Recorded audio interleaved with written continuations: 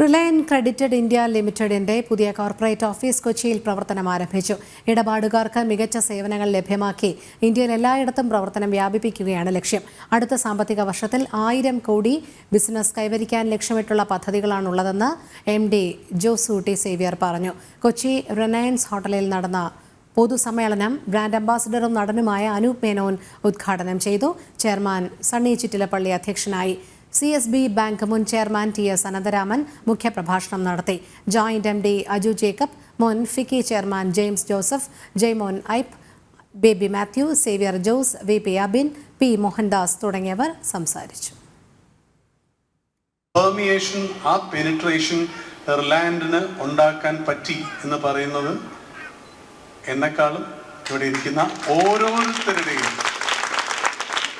It's such a dignified thing. നമുക്ക് അവിടെ ചെന്ന് നമുക്ക് ആ ഒരു you feel elated that something which you have done that has reached such a corner. അയാൾ എന്നെ സിനിമാ താരമായിട്ടല്ല കണ്ടത്, അയാൾ റിലയൻസിന്റെ ഓണറായിട്ടാണ് കണ്ടത് കുറച്ച് സമയത്തെങ്കിലും. Anyway, it's so beautiful to be here. നിങ്ങളിരിക്കുന്ന കസേരയുടെ നിറം പോലെ തന്നെ എൻ്റെ കുപ്പായം പോലെ തന്നെ സ്വർണ്ണവർണ്ണമാർന്നു നിൽക്കട്ടെ ഇതുപോലെ 1000 സദ്യകൾ. Thank you.